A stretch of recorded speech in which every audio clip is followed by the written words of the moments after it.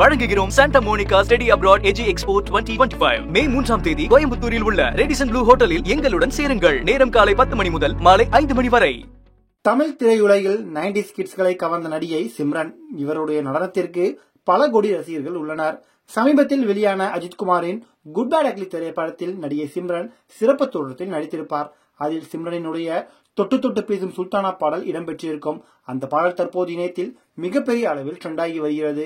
மேலும் நடிகை சிம்ரன் அழகில் மட்டுமல்ல, பேச்சிலும் நடனத்திலும் அன்றும் இன்றும் என்றும் இளமையுடன் இருப்பதாக ரசிகர்கள் சிலாகித்து வருகின்றனர்.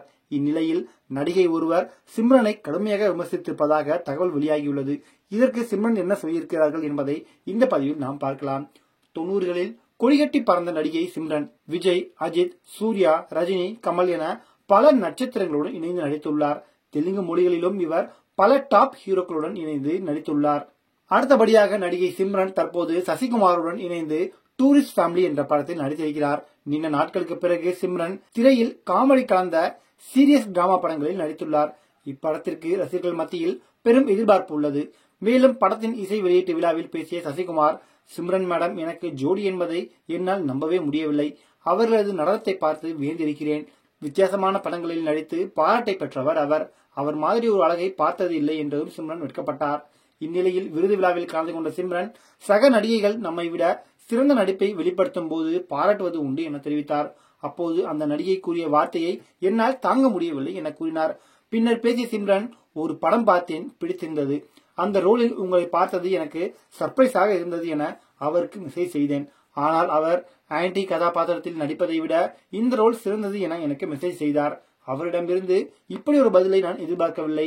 நான் என்ன சொல்கிறேனோ அது என்னுடைய கருத்தாக இருக்கும். ஆனால் நான் அனுப்பிய மெசேஜிற்கு நல்ல பதில் வரும் என்று எதிர்பார்த்தது என் தவறுதான். டப்பா ரோல்களில் நடிப்பதை விட முக்கியமான ஆன்டி ரோல்களை தேர்வு செய்து நடிக்கலாம். கன்னத்தில் முத்தமிட்டால் படத்தில் அதுபோன்ற கதாபாத்திரத்தில் நடித்திருக்கிறேன் என சிம்ரன் கூறி முடித்தார். தற்போது இந்த வீடியோ இணையத்தில் வைரலாகி வருகிறது. சிம்ரன் கூறிய நடிகை யாராக இருக்கும், யார் அந்த நடிகை என நெட்டிசன்கள் தேட தொடங்கியுள்ளனர். மேலும் இவரா அல்லது அவரா என மென்மேலும் விவாதத்தை கிளப்பி வருகிறார்கள். உண்மையில் யாராக இருந்தாலும் இப்படி சிம்ரனை கடுப்பேற்றியிருக்க கூடாது என நெட்டிசன்கள் தங்களது கருத்துக்களை கூறி வருகின்றனர். இறுதி வரை சிம்ரன் அந்த நடிகையை யார் என்பதை மேலையில் கூறவே இல்லை. ஆனால் அவர் சொன்ன டப்பா என்ற வார்த்தையை நெட்டிசன்கள் பிடித்துக் கொண்டனர். ஒருவேளை சிம்ரன் சொல்வது ஜோதிகாவை பற்றி இருக்குமோ என கூறி வருகின்றனர் நெட்டிசன்கள். காரணம், ஜோதிகாவும் சிம்ரனும் நல்ல தோழிகள்.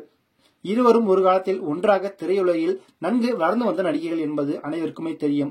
எஸ்.ஜே. சூர்யா இயக்கத்தில் அஜித்குமார் நடிப்பில் வெளியான வாலி திரைப்படத்தில் இருவரும் சேர்ந்து நடித்திருப்பார்கள்.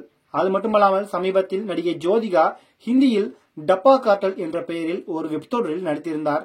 இதையெல்லாம் வைத்து நெட்டிசன்கள் சிம்ரன் அப்படி பேசியதற்கு காரணம் நடிகை ஜோதிகாவாகத்தான் இருக்கும் என கூறி வருகின்றனர். இருப்பினும் அவர்தானா என்பது இன்னும் உறுதியாகவில்லை.